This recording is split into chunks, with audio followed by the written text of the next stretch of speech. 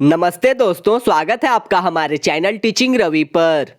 आज हम NCERT class 9 science के लेसन 1 और लेसन 2 के एग्जाम स्पेशल एमसीक्यूज लेकर आए हैं। यह वीडियो बीपीएससी टीआरई 4 और अन्य टीचिंग एग्जाम के लिए बहुत ही उपयोगी है।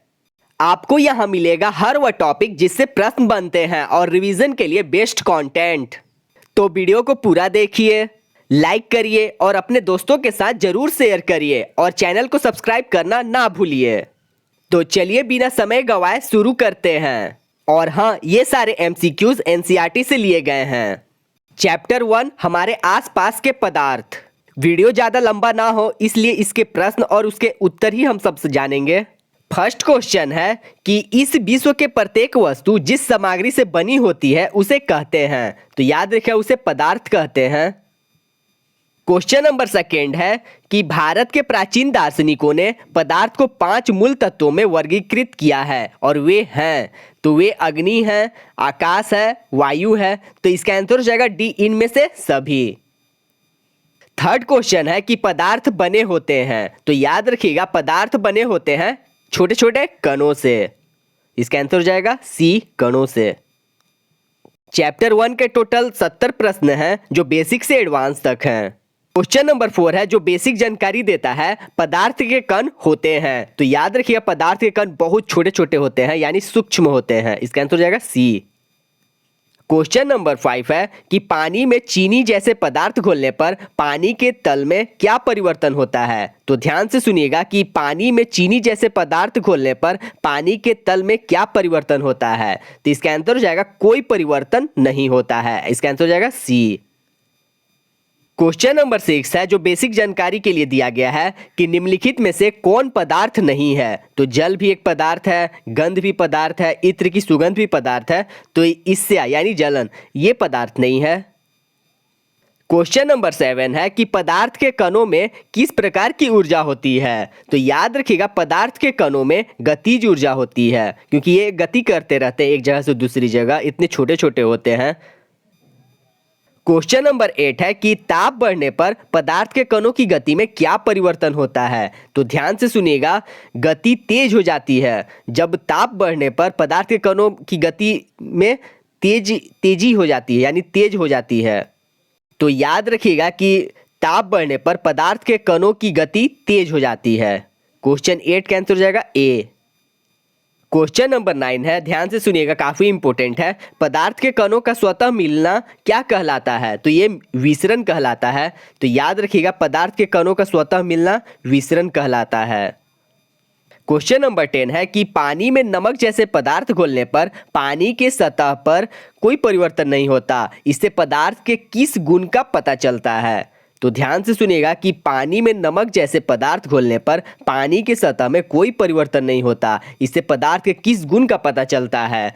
तो ध्यान से सुनिएगा, पदार्थ के कणों के मध्य रिक्त स्थान होता है, ये पता चलता है, क्योंकि ये एक दूसरे से घुल जाते हैं। अगला प्रश्न है हमारा कि ठोस के कणों के बीच आकर्षण बल होता है। तो याद रखिएगा, ठोस के कणों के बीच आकर्षण बल अधिक होता है। काफी अच्छा प्रश्न है। क्वेश्चन नंबर 13 है कि बाह्य बल लगाने पर ठोस की आकृति में क्या परिवर्तन होता है। तो ध्यान से सुनिएगा, आकृति नहीं बदलती। याद रखिएगा, बाह्य बल लगाने पर ठोस की आकृति में कोई बदलाव नहीं होता। अगला प्रश्न है द्रवों के बारे में बताना है, जैसे कि दूध, पानी। तो आकार और आयतन निश्चित होता है? नहीं। आकार अनिश्चित होता है, आयतन निश्चित होता है। तो इसका आंसर हो जाएगा बी। और अगला प्रश्न है कि गैसीय अवस्था में कणों की गति कैसे होती है। तो याद रखिएगा, अनियमित और तीव्र होती है।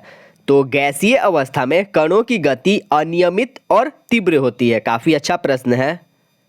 अगर आप ये प्रश्न भी कर लेते हैं तो आपको यह चैप्टर दोबारा पढ़ने की जरूरत नहीं पड़ेगी, क्योंकि इस चैप्टर में बेसिक से एडवांस तक सारे प्रश्न लिए गए हैं।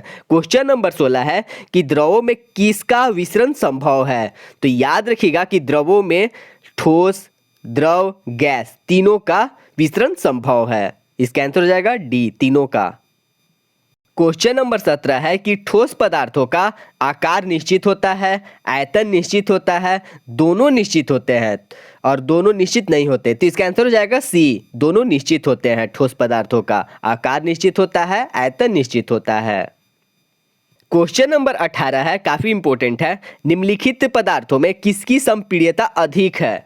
तो इसमें बताना है कि किसकी संपीड्यता अधिक होती है। तो ठोस, द्रव, गैस। तो इसका आंसर हो जाएगा गैस। याद रखिएगा, गैस की सबसे अधिक संपीड्यता होती है। नेक्स्ट क्वेश्चन है कि निम्नलिखित में से किस पदार्थों के कणों के मध्य रिक्त स्थान अधिक होता है? तो ये होता है गैसों के बीच। तो जैसा कि आप चैप्टर में देखे होंगे, चित्र के अनुसार भी समझाने का प्रयास किया गया है। नेक्स्ट क्वेश्चन है कि वाहनों में ईंधन के रूप में किस गैस का उपयोग होता है? तो ये होता है सीएनजी गैस, जैसा कि आपको पता ही होगा। और नेक्स्ट क्वेश्चन है कि गैसों के कणों के बीच आकर्षण बल द्रव के कणों की अपेक्षा होता है, तो ये कम होता है। तो एक बार फिर से रिपीट कर दिया जा रहा है, इसे ध्यान से सुनिएगा कि गैस के कणों के बीच आकर्षण बल द्रव के कणों की अपेक्षा कम होता है। तो ये कथन वाले प्रश्न भी बन सकते हैं और ये डायरेक्ट प्रश्न भी आ सकता है, तो इसे वीवीआई के तौर पर आप इसे मार्क कर सकते हैं। क्वेश्चन नंबर 22 है कि स्विमिंग पूल में गोताखोर पानी काट पाता है क्योंकि पानी के कणों के बीच रिक्त स्थान होता है। तो इसका आंसर हो जाएगा ए, पानी के कणों के बीच रिक्त स्थान होता है, जिसके कारण स्विमिंग पूल में गोताखोर पानी काट पाता है। और अगला प्रश्न बेसिक है, ये तो आपको पता ही होगा। तापमान का अंतर्राष्ट्रीय मात्रक है, तो ये केल्विन है। याद रखिएगा, तापमान का अंतर्राष्ट्रीय मात्रक केल्विन है। और ये क्वेश्चन मजेदार है कि किस तत्व के द्रव्यमान प्रति इकाई आयतन को कहते हैं? तो ये इसका आंसर हो जाएगा घनत्व को। तो याद रखिएगा कि घनत्व के द्रव्यमान प्रति इकाई आयतन को कहते हैं। क्वेश्चन नंबर 25 है, जो काफी इंपॉर्टेंट है। बर्तन के दीवार पर गैस के कणों द्वारा इकाई क्षेत्रफल पर पड़ने वाले बल के कारण गैस में बनता है। तो एक बार फिर से रिपीट कर दिया जा रहा है, इसे ध्यान से सुनिएगा कि बर्तन की दीवार पर गैस के कणों द्वारा इकाई क्षेत्रफल पर पड़ने वाले बल के कारण गैस में बनता है। तो इसका आंसर हो जाएगा दाब के द्वारा बनता है। इसका आंसर हो जाएगा दाब। और जिस तापमान पर ठोस पिघलकर द्रव्य बन जाता है वह उस ठोस का कहलाता है। तो ये कहलाता है गलनांक। याद रखिएगा कि जिस तापमान पर ठोस पिघलकर द्रव्य बनता है वह उस ठोस का गलनांक कहलाता है। और नेक्स्ट प्रश्न है कि ठोस में तापमान बढ़ने पर उसकी गतिज ऊर्जा तो क्या होता है? तो इसका आंसर हो जाएगा बढ़ जाती है। याद रखिएगा कि ठोस में तापमान बढ़ने पर उसकी गतिज ऊर्जा बढ़ जाती है। और क्वेश्चन नंबर 28 है, अगर आप इसे ध्यान से पढ़ते हैं तो इसका आंसर आप भी दे सकते हैं कि किसी ठोस के गलने की प्रक्रिया में तापमान सदा रहता है। तो इसका आंसर हो जाएगा समान रहता है। जैसा कि आपको पता होगा कि किसी ठोस के गलने की प्रक्रिया में तापमान सदा समान रहता है। क्वेश्चन नंबर 29 है कि बर्फ का गलनांक होता है। तो याद रखिए, बर्फ का गलनांक 273.16 केल्विन होता है। इसका आंसर हो जाएगा ए। और अगले प्रश्न में पूछा गया है कि ठोस कार्बन डाइऑक्साइड कहलाता है। तो याद रखिएगा कि ठोस कार्बन डाइऑक्साइड शुष्क बर्फ कहलाता है, जैसे आपको पता होगा। क्वेश्चन नंबर 31 है कि 273 केल्विन पर जल के कणों की ऊर्जा उसकी तापमान पर बर्फ के कणों की ऊर्जा से होती है। तो क्या होती है? तो ये अधिक होती है। याद रखिएगा कि जब 273 केल्विन पर जल के कणों की ऊर्जा उसकी तापमान पर बर्फ के कणों की ऊर्जा से होती है तो अधिक होती है। क्वेश्चन नंबर 32 है कि वायुमंडलीय दाब पर वह तापमान जिस पर द्रव उबलने लगता है उसे कहते हैं। तो इसका आंसर हो जाएगा क्वथनांक। याद रखिएगा कि वायुमंडलीय दाब पर वह तापमान जिस पर द्रव्य उबलने लगता है उसे क्वथनांक कहा जाता है। क्वेश्चन नंबर 33 है कि 373 केल्विन तापमान पर भाप के कणों में उसकी तापमान पर पानी के कणों की अपेक्षा ऊर्जा होती है, तो ये अधिक होती है। याद रखिएगा, एक बार फिर से रिपीट कर दिया जा रहा कि 373 केल्विन पर तापमान पर भाप के कणों में उसकी तापमान पर पानी के कणों की अपेक्षा ऊर्जा अधिक होती है। इसका आंसर हो जाएगा बी। और क्वेश्चन नंबर 34 है कि किसी तापमान पर किसी ताप पदार्थ पर तापमान के परिवर्तन का क्या प्रभाव होता है? तो ये होता है अवस्था में परिवर्तन। याद रखिएगा कि किसी पदार्थ पर तापमान के परिवर्तन का उसकी अवस्था में परिवर्तन का प्रभाव होता है।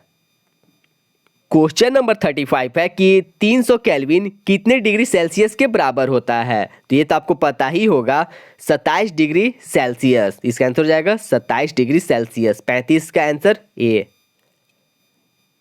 क्वेश्चन नंबर 36 है कि क्वथनांक से कम तापमान पर द्रव के वाष्प में परिवर्तन होने की क्रिया कहलाती है? तो ये कहलाती है वाष्पीकरण। तो याद रखिएगा, क्वथनांक से कम तापमान पर द्रव के वाष्प में परिवर्तन होने की क्रिया वाष्पीकरण कहलाती है। इसका आंसर आप देख ही कर बता सकते हैं। और क्वेश्चन नंबर 37 है कि वाष्पीकरण को कौन से कारक प्रभावित करते हैं? तो याद रखिएगा, वाष्पीकरण को तापमान भी प्रभावित करता है, आर्द्रता भी प्रभावित करता है और वायु की गति भी प्रभावित करता है। तो इसका आंसर हो जाएगा डी, इनमें से सभी। और क्वेश्चन नंबर 38 है जो इसी प्रकार का है कि आर्द्रता बढ़ने पर वाष्पीकरण की दर में क्या परिवर्तन होता है? तो याद रखिएगा कि ये घटता है। तो वाष्पीकरण बढ़ने पर आर्द्रता बढ़ने पर वाष्पीकरण की दर घटती है। इसका आंसर हो जाएगा बी। और 39 प्रश्न भी इसी प्रकार का है कि सतही क्षेत्रफल बढ़ने पर वाष्पीकरण की दर पर क्या प्रभाव पड़ता है? तो ये बढ़ता है। तो याद रखिएगा कि सतही क्षेत्रफल बढ़ने पर वाष्पीकरण की दर बढ़ने लगती है, यानी बढ़ता है। क्वेश्चन नंबर 40 है कि दाब के बढ़ने और तापमान के घटने पर पदार्थ की अवस्था में क्या परिवर्तन होता है? तो ये होता है कि गैस द्रव में बदल जाता है। तो याद रखिएगा कि गैस द्रव में बदल जाता है जब दाब के बढ़ने और तापमान के घटने पर पदार्थ की अवस्था में गैस द्रव में बदल जाता है। क्वेश्चन नंबर 41 है कि 250 डिग्री सेंटीग्रेड तापमान पर जल की भौतिक अवस्था क्या होगी? तो ये बताना है। तो ये होगा गैस। याद रखिएगा कि 250 डिग्री सेंटीग्रेड तापमान पर जल की भौतिक अवस्था गैस होगी। याद रखिएगा। और ये तो बेसिक प्रश्न है कि गर्मियों में हमें किस प्रकार के कपड़े पहनने चाहिए? तो सूती कपड़े। और क्वेश्चन नंबर 43 है कि आधुनिक वैज्ञानिकों ने पदार्थ की कितनी अवस्था की बात की है? तो ये 5 अवस्थाएं हैं। क्वेश्चन नंबर 44 है जो काफी इंपॉर्टेंट है, निम्नलिखित में से पदार्थ की किस अवस्था के कारण ही सूर्य और तारों में चमक होती है? तो इसका आंसर हो जाएगा प्लाज्मा। याद रखिएगा कि प्लाज्मा पदार्थ की अवस्था के कारण सूर्य और तारों में चमक होती है। क्वेश्चन नंबर 45 है जो इसी प्रकार का है कि पदार्थ की 5वीं अवस्था है। तो पदार्थ की 5वीं अवस्था याद रखिएगा प्लाज्मा है और गैस का द्रव में परिवर्तन कहलाता है। तो इसका आंसर हो जाएगा संघनन। याद रखिएगा कि गैस का द्रव में परिवर्तन संघनन कहलाता है। क्वेश्चन नंबर 47 है कि गैसों में विसरण का एक उदाहरण है। तो गैसों में विसरण का उदाहरण इत्र के सुगंध का हवा में फैलना। जैसे कि एक और एग्जाम्पल हो सकता है कि किचन में भोजन का पकना। क्वेश्चन नंबर 48 है कि 200 केल्विन तापमान बराबर होता है। तो याद रखिएगा -73 डिग्री सेल्सियस। और अगले प्रश्न में पूछा गया है कि शुद्ध जल का क्वथनांक होता है। तो याद रखिएगा कि शुद्ध जल का क्वथनांक 373 केल्विन होता है। अगला प्रश्न है कि 0 डिग्री सेल्सियस बराबर होता है। तो याद रखिएगा 0 डिग्री सेल्सियस बराबर 273 केल्विन होता है। इसका आंसर हो जाएगा बी। क्वेश्चन नंबर 51 है जो काफी इंपॉर्टेंट है, गुप्त ऊष्मा का मात्रक है। तो ये है जूल प्रति केजी। याद रखिएगा।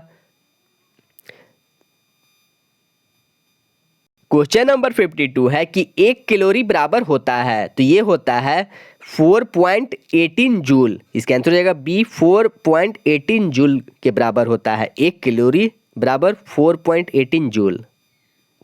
क्वेश्चन नंबर 53 है कि पदार्थ के विभिन्न अवस्थाओं में अंतराणुक बल का बढ़ता क्रम है। तो इसमें अंतराणुक बल का बढ़ता क्रम बताना है 53 क्वेश्चन में। तो इसका आंसर हो जाएगा, याद रखिएगा, गैस, द्रव, ठोस। तो अंतरागुण का बढ़ता क्रम है गैस, द्रव और ठोस। क्वेश्चन नंबर 58 है कि बर्फ के गलन की गुप्त ऊष्मा होती है। तो ये होती है 335 केजी प्रति 335 केजे प्रति केजी। तो याद रखिएगा कि बर्फ के गलन की गुप्त ऊष्मा होती है 335 किलो जूल प्रति केजी। क्वेश्चन नंबर 55 है कि प्राकृतिक में कौन सा पदार्थ ठोस, द्रव और गैस 3 अवस्थाओं में पाया जाता है? तो ये पाया जाता है जल। इसका आंसर हो जाएगा डी, जल। अगला प्रश्न है कि निम्न में कौन पदार्थ का गुण नहीं है? तो इसमें कौन सा गुण नहीं है बताना है। तो घनत्व तो है ही, संपीड़नता भी है, विसरण भी है, तरंग धैर्यता नहीं है। इसका आंसर हो जाएगा डी। तो ये पदार्थ का गुण नहीं है, तरंग धैर्यता। अगला प्रश्न है कि वाष्प की प्रक्रिया से उत्पन्न होती है। तो वाष्प की प्रक्रिया से शीतलता उत्पन्न होती है। इसका आंसर हो जाएगा बी। काफी इजी प्रश्न था। क्वेश्चन नंबर 59 है कि गर्म करने पर गैस का आयतन बढ़ जाता है। इसका आंसर हो जाएगा ए, बढ़ जाता है। और ये प्रश्न अच्छा प्रश्न है कि ये बताना है कि दिए गए चित्र में पदार्थ के किस अवस्था के कणों को दिखाया गया है। तो ये बताना है। और ये चैप्टर पूरा कंप्लीट पढ़ा दिया गया है, इसी प्लेलिस्ट पर बताया गया है जो जो इंपॉर्टेंट प्रश्न बन सकते हैं। तो उसी में ये सब बताया गया है। तो इसका आंसर आप कमेंट बॉक्स में जरूर बताइएगा। अगला प्रश्न है कि निम्न में किसके कारण गर्मियों में घड़े का जल ठंडा होता है? तो ये तो आप भी बता सकते हैं। इसका आंसर हो जाएगा वाष्पीकरण। क्वेश्चन नंबर 62 है जो काफी इंपॉर्टेंट है। सौरमंडल में प्लाज्मा अवस्था की उत्पत्ति का कारण है। तो इसे बताना है कि सौरमंडल में प्लाज्मा की उत्पत्ति का क्या कारण है। तो इसका आंसर हो जाएगा उच्च ताप। याद रखिएगा, सौरमंडल में प्लाज्मा अवस्था की उत्पत्ति का कारण उच्च ताप है। क्वेश्चन नंबर 63 है कि निम्न में किसका ऊर्ध्वापातन होता है? तो गंधक का, मैग्नीशियम का, ब्रोमीन का। तो इसका आंसर हो जाएगा आयोडीन का। तो क्वेश्चन नंबर 63 का आंसर हो जाएगा आयोडीन। क्वेश्चन नंबर 64 है कि निम्न में किस अवस्था में अणुओं की ऊर्जा अधिक होती है? तो ये बताना है कि किस अवस्था में अणुओं की ऊर्जा अधिक होती है। तो इसका आंसर हो जाएगा गैसीय अवस्था में। तो याद रखिएगा कि गैसीय अवस्था में अणुओं की ऊर्जा अधिक होती है।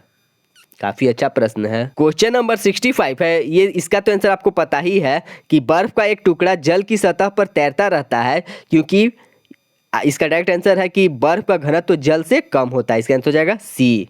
65 का आंसर सी।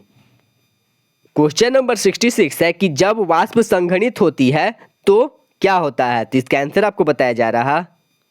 तो इसका आंसर हो जाएगा उसका ताप घट जाता है। याद रखिएगा। क्वेश्चन नंबर 67 है कि जल के वाष्प की गुप्त ऊष्मा होती है। तो ये होती है, याद रखिएगा, जल के वाष्प की गुप्त ऊष्मा होती है 2260 किलो जूल प्रति केजी। इसका आंसर हो जाएगा बी। क्वेश्चन नंबर 68 है कि अगरबत्ती की सुगंध आपको दूर से ही मिलती है, इससे पदार्थ के किस गुण का पता चलता है? तो इसका आंसर आपको पता ही है। तो इससे पता चलता है पदार्थ के कण निरंतर गति करते हैं। इसका आंसर हो जाएगा डी, पदार्थ के कण निरंतर गति करते हैं। क्वेश्चन नंबर 69 है कि गर्म करने पर गैस का आयतन क्या होता है? तो ये होता है बढ़ जाता है। याद रखिएगा कि गर्म करने पर गैस का आयतन बढ़ जाता है। क्वेश्चन नंबर 70 है कि दिए गए चित्र द्वारा किस प्रक्रिया को दर्शाया गया है? तो यहाँ पर यह प्रक्रिया किया गया है और इसका जो जो ऑप्शन दिया है वो आपको दिखाई दे रहे हैं। तो जैसा कि आप देख पा रहे हो ये चित्र और इसका ये ऑप्शन है कि अमोनियम क्लोराइड का वाष्पीकरण, अमोनियम क्लोराइड का संघनन, अमोनियम क्लोराइड का ऊर्ध्वापातन, इनमें से कोई नहीं। तो इसका आंसर हो जाएगा अमोनियम क्लोराइड का ऊर्ध्वापातन। आप एनसीईआरटी बुक में भी देख सकते हैं, सेम इसी प्रकार का चित्र के द्वारा बताने का प्रयास किया गया है। तो इसी प्रश्न के साथ हमारा अध्याय फर्स्ट कंप्लीट होता है। टोटल 70 प्रश्न थे जो बेसिक से एडवांस तक थे, जो आपको बताया गया। और चैप्टर 2 है कि क्या हमारे आसपास के पदार्थ शुद्ध हैं। फर्स्ट क्वेश्चन है और ये भी टोटल 70 प्रश्न है जो बेसिक से एडवांस तक है। तो इसे भी हम बहुत कम समय में ही कर लेंगे। तो शुद्ध पदार्थ बने होते हैं। तो जैसा कि इस अध्याय में आपको बताया गया था कि शुद्ध पदार्थ एक ही प्रकार के कणों से बने होते हैं। क्वेश्चन नंबर 2 है कि जल एक, तो इसका आंसर हो जाएगा जल एक यौगिक है और मिश्र धातु क्या है? तो ये मिश्र धातु एक समांगी मिश्रण है। याद रखिएगा कि मिश्र धातु एक समांगी मिश्रण है और जल एक यौगिक है। क्वेश्चन नंबर 4 है जो काफी इंपॉर्टेंट है। विलयन के कण का व्यास होता है, तो ये होता है 10.-9 मीटर से कम होता है। इसका आंसर हो जाएगा ए। क्वेश्चन नंबर 5 है कि समुद्र का जल एक, ये तो आप भी बता सकते हैं, इसमें लवण घुले होते हैं। समुद्र का जल एक मिश्रण है। क्वेश्चन नंबर 6 है कि विलयन में प्रकाश का मार्ग दिखाई देता है, दिखाई नहीं देता, धुंधला दिखाई देता है, कभी दिखाई देता है, कभी दिखाई नहीं देता। तो इसका आंसर हो जाएगा दिखाई नहीं देता। विलयन में प्रकाश का मार्ग दिखाई नहीं देता। क्वेश्चन नंबर 7 है कि दिए गए निश्चित ताप पर यदि विलयन में विलय पदार्थ नहीं घुलता है तो उसे कहते हैं, तो याद रखिएगा उसे संतृप्त विलयन कहते हैं। तो एक बार फिर से रिपीट कर दिया जा रहा कि निश्चित ताप पर यदि विलयन में विलय पदार्थ नहीं घुलता तो उसे संतृप्त विलयन कहते हैं। क्वेश्चन नंबर 8 है जो आपको पता है वायु गैसों का एक मिश्रण है। इसका आंसर हो जाएगा ए, मिश्रण है। क्वेश्चन नंबर 9 है कि विलय पदार्थ की वह मात्रा जो दिए गए ताप पर संतृप्त विलयन में उपस्थित है कहलाता है, तो ये कहलाता है घुलनशील। याद रखिएगा, इसका आंसर हो जाएगा ए। क्वेश्चन नंबर 10 है कि विलायक और विलय के संयोग से बनता है, तो विलायक और विलय के संयोग से विलयन बनता है। इसका आंसर हो जाएगा सी, विलयन। क्वेश्चन नंबर 11 है कि जल में चीनी का मिश्रण है, तो जल में चीनी का मिश्रण एक समांगी मिश्रण है। याद रखिएगा। क्वेश्चन नंबर 12 है कि गैसीय विलयन का उदाहरण है, तो इसमें गैसीय विलयन का उदाहरण बताना है, तो इसका आंसर हो जाएगा वायु।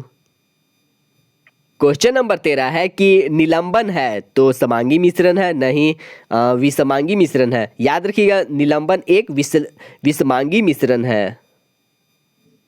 क्वेश्चन नंबर 14 है कि यदि एक विलयन में विलय पदार्थ की मात्रा संतृप्त है से कम है तो उसे कहते हैं, तो याद रखिएगा कि यदि एक विलयन में विलय पदार्थ की मात्रा संतृप्त से कम है तो उसे असंतृप्त विलयन कहते हैं। याद रखिएगा कि असंतृप्त विलयन कहते हैं। ये सब प्रश्न पूछे जा सकते हैं। क्वेश्चन नंबर 15 है कि टिंचर आयोडीन एक है, तो याद रखिएगा टिंचर आयोडीन एक विलयन है। इसका आंसर हो जाएगा ए, विलयन है।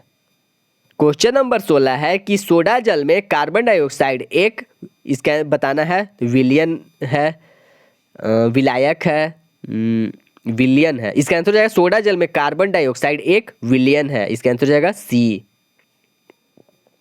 क्वेश्चन नंबर 17 है जो काफी इंपॉर्टेंट है। निम्नलिखित में से कौन टिंचर प्रभाव को प्रदर्शित करेगा, तो नमक का घोल, नहीं, दूध, तो इसका आंसर हो जाएगा दूध। याद रखिएगा इनमें से कौन सा टिंडल प्रभाव को प्रदर्शित करेगा, तो दूध। क्वेश्चन नंबर 18 है जो काफी इंपॉर्टेंट है, तो ध्यान से सुनिएगा। एरोसोल का उदाहरण है, तो एरोसोल का उदाहरण कोहरा है। इसका आंसर हो जाएगा ए, कोहरा। एरोसोल का उदाहरण कोहरा है। तो इसी प्रकार का अगला प्रश्न है कि फेस क्रीम उदाहरण है, तो ये फेस क्रीम उदाहरण है इमल्सन का। इसका आंसर हो जाएगा ए, इमल्सन। याद रखिएगा फेस क्रीम इमल्सन का उदाहरण है। क्वेश्चन नंबर 20 है जो आपको पता है इसका आंसर। क्रीम से मक्खन निकालने की कौन सी विधि का उपयोग किया जाता है, तो ये किया जाता है अपकेंद्रन के द्वारा। इसका आंसर हो जाएगा सी, अपकेंद्रन। क्वेश्चन नंबर 21 है कि ठोस सोल का उदाहरण है, तो ये ठोस सोल का उदाहरण इसमें है रंगीन रत्न। याद रखिएगा रंगीन रत्न ठोस सोल का उदाहरण है। और आप कमेंट बॉक्स में बताइएगा कि पनीर किसका उदाहरण है। क्वेश्चन नंबर 22 है कि मिट्टी, तेल और जल के मिश्रण को अलग करने के लिए उपयोग किया जाता है, तो इसका उपयोग किया जाता है पृथक्करण कीप का। याद रखिएगा पृथक्करण कीप का उपयोग मिट्टी, तेल और जल के मिश्रण को अलग करने के लिए किया जाता है। 22 का आंसर हो जाएगा बी। और क्वेश्चन नंबर 23 है कि जेल का उदाहरण है, तो जेल का उदाहरण पनीर है। इससे पहले जो क्वेश्चन में आपको से पूछा गया कमेंट करने के लिए, उसका आंसर हो जाएगा पनीर। क्वेश्चन नंबर 24 है कि समुद्र जल से नमक की प्राप्ति होती है, तो समुद्र जल से नमक की प्राप्ति क्रिस्टलीकरण विधि से होती है। इसका आंसर हो जाएगा बी, क्रिस्टलीकरण विधि। क्वेश्चन नंबर 25 है कि विषमांगी मिश्रण क्या है, तो ये बताया जा रहा है इसका आंसर कि बिस्मांगी मिश्रण एक मिश्रण जिसकी बनावट असमान हो तो उसे बिस्मांगी मिश्रण कहते हैं। इसका आंसर हो जाएगा बी। क्वेश्चन नंबर 26 है कि निम्नलिखित में से बिस्मांगी मिश्रण कौन से हैं? तो नमक और सल्फर, जल और तेल, सोडियम क्लोराइड और लोहे की छीलन। तो इसका आंसर हो जाएगा 26 का उपयुक्त सभी। क्वेश्चन नंबर 27 है कि निम्नलिखित में से विलयन है, तो इसमें से विलयन बताना है। तो नींबू पानी, सोडा जल, आयोडीन और अल्कोहल का विलयन, उपयुक्त में से सभी। तो इसका आंसर हो जाएगा डी, उपयुक्त में से सभी। टोटल 70 प्रश्न है और इसे भी बहुत जल्द हम कर ही लेंगे, 27 तक पहुंच गए हैं। अगर आप इन प्रश्नों को कर लेते हैं तो आपको चैप्टर पढ़ने की जरूरत नहीं पड़ेगी। क्वेश्चन नंबर 28 है कि विलयन में विलायक कौन से होते हैं? तो इसका आंसर हो जाएगा जिसकी मात्रा ज़्यादा होती है। तो विलयन में विलायक जिसकी मात्रा ज़्यादा होती है वो होता है। क्वेश्चन नंबर 29 है कि वायु में विलायक कौन होता है? तो वायु में विलायक नाइट्रोजन होता है क्योंकि नाइट्रोजन अधिक मात्रा में पाया जाता है। क्वेश्चन नंबर 30 है कि छोटे आकार के कण विलयन के कण गुजर रही प्रकाश की किरण पर क्या प्रभाव डालते हैं? तो ये प्रभाव डालते हैं प्रकाश की किरण को फैलाते नहीं। तो याद रखिएगा छोटे आकार के कारण विलयन के कण गुजर रही प्रकाश की किरण पर क्या प्रभाव डालता है? तो प्रकाश की किरण को फैलाते नहीं है। इसका आंसर हो जाएगा ए, फैलाते नहीं है। क्वेश्चन नंबर 31 है कि सांद्र विलयन की तुलना में तनु विलयन में विलयन की मात्रा कितनी होती है? तो ध्यान से सुनिएगा कि सांद्र विलयन की तुलना में तनु विलयन में विलय की मात्रा कितनी होती है? तो इसका आंसर हो जाएगा कम होती है। काफ़ी अच्छा प्रश्न है, इसे वीवीआई के तौर पर आप इसे मार्क कर सकते हैं। इसका आंसर हो जाएगा ए, कम होती है। क्वेश्चन नंबर 32 है कि विलयन की सांद्रता किसे कहते हैं? तो विलयन की मात्रा में घुले विलय की मात्रा और विलायक की मात्रा में घुले विलय की मात्रा, तो ये दोनों को कहा जाता है। तो इसका आंसर हो जाएगा सी, ए और बी दोनों को। विलयन की सांद्रता ये दोनों को कहा जाता है। क्वेश्चन नंबर 33 है कि विलयन कैसे होते हैं? तो विलयन होते हैं अस्थाई। याद रखिएगा कि विलयन अस्थाई होते हैं। क्वेश्चन नंबर 34 पूछा है कि टिंडल प्रभाव क्या है? तो इसमें टिंडल प्रभाव बताना है। तो ऑप्शन आपको दिखाया जा रहा। तो पहला ऑप्शन है कि प्रकाश की किरण को फैलाना, तो यही है टिंडल प्रभाव। इसका आंसर हो जाएगा ए। और प्रकाश की किरण को नहीं फैलाना, बल्ब के प्रकाश को फैलाना, उपयुक्त में से कोई नहीं। तो इसका आंसर हो जाएगा ए, प्रकाश की किरण को फैलाना टिंडल प्रभाव कहलाता है। क्वेश्चन नंबर 35 है कि कोलाइडल विलयन कौन से होते हैं? तो ये होते हैं विषमांगी मिश्रण, कणों का आकार छोटा होता है और टिंडल प्रभाव प्रदर्शित होता है। तो इसका आंसर हो जाएगा डी, उपयुक्त सभी। 35 का आंसर हो जाएगा उपयुक्त सभी। क्वेश्चन नंबर 36 है कि बादल किस प्रकार के कोलाइड का उदाहरण है? तो ये उदाहरण है गैसों में द्रव्य। याद रखिएगा बादल गैसों में द्रव के कोलाइडल का उदाहरण है। बादल गैसों में द्रव के कोलाइडल का उदाहरण है, याद रखिएगा। अच्छा प्रश्न है। क्वेश्चन नंबर 37 है कि दो घुलनशील द्रवों के मिश्रण को किस विधि द्वारा पृथक किया जा सकता है? काफ़ी अच्छा प्रश्न है। तो इसका आंसर होगा आसवन विधि के द्वारा। याद रखिएगा कि दो घुलनशील द्रवों के मिश्रण को आसवन विधि के द्वारा पृथक किया जा सकता है। क्वेश्चन नंबर 38 है कि काली स्याही में विद्यमान डाइयों का किस विधि द्वारा पृथक किया जा सकता है? तो इसका आंसर हो जाएगा क्रोमेटोग्राफी के द्वारा। याद रखिएगा काली स्याही में विद्यमान डाइयों का क्रोमेटोग्राफी द्वारा पृथक किया जा सकता है। क्वेश्चन नंबर 39 है कि वायु से गैसों के किस विधि द्वारा प्राप्त कर सकते हैं? तो वायु से गैसें को प्रभाजी आसवन द्वारा प्राप्त कर सकते हैं। याद रखिएगा कि वायु से गैसों को प्रभाजी आसवन विधि द्वारा प्राप्त कर सकते हैं। इसका आंसर हो जाएगा ए। अगला प्रश्न है कि नमक तथा कपूर के मिश्रण को किस विधि द्वारा पृथक कर सकते हैं? तो ये पृथक कर सकते हैं ऊर्ध्वापातन के द्वारा। याद रखिएगा कि नमक और कपूर के मिश्रण को ऊर्ध्वापातन विधि द्वारा पृथक कर सकते हैं। क्वेश्चन नंबर 41 है कि रक्त से नशीले पदार्थों को किस विधि द्वारा पृथक किया जा सकता है? तो ये किया जा सकता है क्रोमेटोग्राफी के द्वारा। याद रखिएगा कि रक्त से नशीले पदार्थों को क्रोमेटोग्राफी विधि द्वारा पृथक किया जा सकता है। क्वेश्चन नंबर 42 है कि निम्नलिखित में से कौन ऊर्ध्वपाती होने योग्य पदार्थ नहीं है?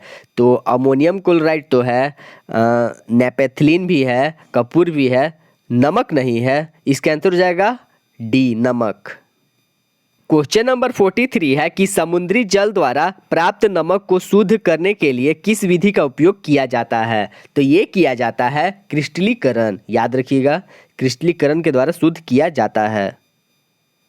और अगला प्रश्न भी इसी प्रकार का है कि अशुद्ध कॉपर सल्फेट के नमूने में से शुद्ध कॉपर सल्फेट किस विधि द्वारा प्राप्त कर सकते हैं? तो ये कर सकते हैं क्रिस्टलीकरण के द्वारा। इसका आंसर हो जाएगा डी, क्रिस्टलीकरण। क्वेश्चन नंबर 45 है कि मोमबत्ती का जलना किस प्रकार के परिवर्तन का उदाहरण है? तो ये है भौतिक एवं रासायनिक परिवर्तन दोनों। याद रखिएगा, मोमबत्ती का जलना भौतिक और रासायनिक परिवर्तन दोनों का उदाहरण है।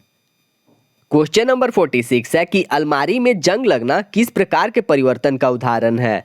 तो ये है रासायनिक परिवर्तन। याद रखिए, अलमारी में जंग लगना रासायनिक परिवर्तन का उदाहरण है। क्वेश्चन नंबर 47 है कि कमरे के ताप पर पारा अवस्था में पाया जाता है। तो ये द्रव अवस्था में पाया जाता है कमरे के ताप पर, जैसे कि आपको पता है। क्वेश्चन नंबर 48 है कि निम्नलिखित में से कौन अधातु है? तो सोना, चांदी, तांबा धातु है और ऑक्सीजन अधातु है। क्वेश्चन नंबर 49 जो काफी इंपॉर्टेंट है, सर्वप्रथम किस वैज्ञानिक ने तत्व शब्द का प्रयोग किया था? तो ये किए थे रॉबर्ट बॉयल के द्वारा। याद रखिएगा, रॉबर्ट बॉयल ने तत्व शब्द का प्रयोग किया था। और अगला प्रश्न है क्वेश्चन नंबर 50 कि निम्नलिखित में से कौन अपधातु है? तो इसमें अपधातु बताना है। तो हाइड्रोजन नहीं है, सिलिकॉन है अपधातु। याद रखिए, सिलिकॉन इनमें से सिलिकॉन अपधातु है, ऑक्सीजन भी नहीं है और आयोडीन भी नहीं है। इसका आंसर हो जाएगा बी। क्वेश्चन नंबर 51 है कि दो या दो से अधिक घुलनशील द्रवों जिसके क्वथनांक का अंतर 25 केल्विन से कम होता है कि मिश्रण को पृथक करने के लिए किस विधि का प्रयोग किया जाता है? तो ये किया जाता है प्रभाजी आसवन का। याद रखिएगा, प्रभाजी आसवन का प्रयोग किया जाता है। क्वेश्चन नंबर 52 है कि निम्नलिखित में से क्या धातुओं के गुण होते हैं? तो धातुओं के गुण होता है चमकीले होते हैं, ताप और विद्युत का सुचालक होते हैं, तन्यता होती है। तो इसका आंसर हो जाएगा डी, उपयुक्त सभी। क्वेश्चन नंबर 53 है कि निम्नलिखित में से कौन तत्व नहीं है? तो ये तो तत्व है, ये भी है, अपधातु भी तत्व है और अधातु भी तत्व है। तो इसका आंसर हो जाएगा डी, कोलाइडल। इसका आंसर हो जाएगा कोलाइडल तत्व नहीं है। क्वेश्चन नंबर 54 है कि निम्नलिखित में से कौन शुद्ध पदार्थ नहीं है? तो इसमें जो शुद्ध पदार्थ नहीं है वो बताना है। तो सोडियम तो शुद्ध पदार्थ है, आश्वित जल भी शुद्ध पदार्थ है, कार्बन डाइऑक्साइड भी शुद्ध पदार्थ है, समुद्र का जल शुद्ध पदार्थ नहीं है। इसका आंसर हो जाएगा डी।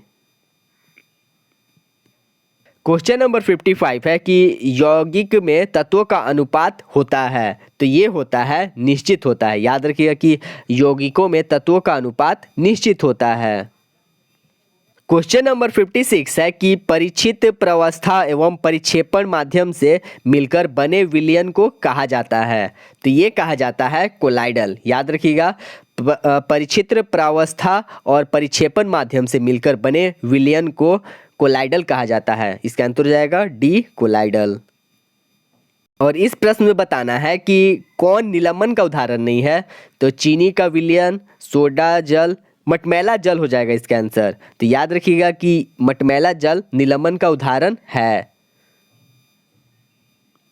क्वेश्चन नंबर 58 है कि निम्नलिखित में तत्व कौन है?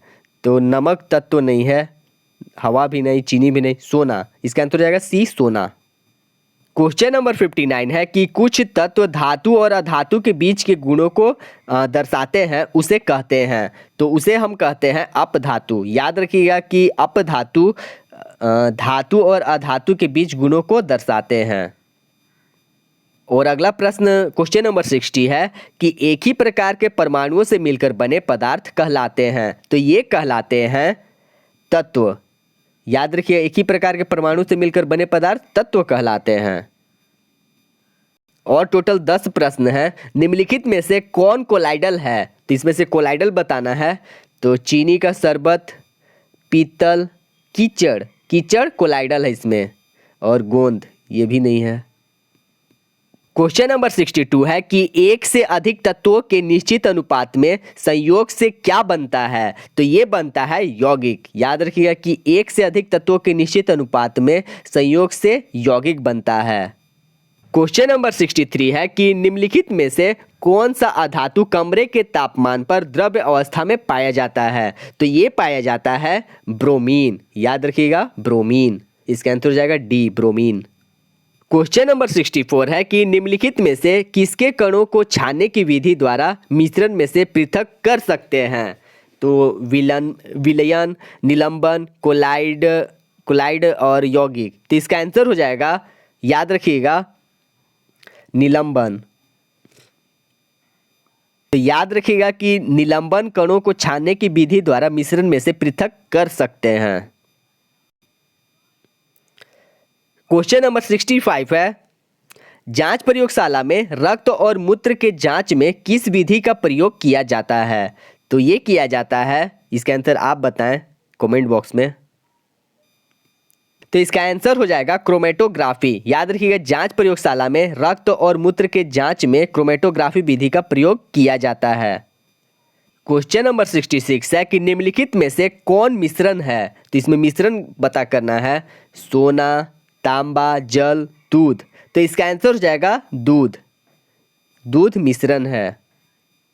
क्वेश्चन नंबर 67 है कि निम्नलिखित में से समांगी मिश्रण है। तो इसमें से ये बताना है कि कौन समांगी मिश्रण है। तो इसका आंसर हो जाएगा जल से नमक का मिश्रण। तो ये समांगी मिश्रण है। क्वेश्चन नंबर 68 है कि कमरे के तापमान पर गैसीय अवस्था में पाए जाने वाले तत्वों की संख्या है। तो ये तत्वों की संख्या है 11। याद रखिएगा, कमरे के तापमान पर गैसीय अवस्था में पाए जाने वाले तत्वों की संख्या 11 है। काफ़ी इंपॉर्टेंट प्रश्न है। क्वेश्चन नंबर 69 है कि परिक्षेपण माध्यम और परिचित प्रावस्था दोनों द्रव हो तो कोलाइडल कहलाते हैं। तो इसका आंसर बताना है। तो ध्यान से सुनिएगा कि परिक्षेपण माध्यम और परिचित प्रावस्था दोनों द्रव्य हो तो कोलाइडल कहलाते हैं। तो क्या कहलाते हैं? तो ये इमल्सन कहलाते हैं। इसका आंसर हो जाएगा ए, इमल्सन। बहुत अच्छा प्रश्न है, इससे वीवीआई के तौर पर आप इसे मार्क कर सकते हैं।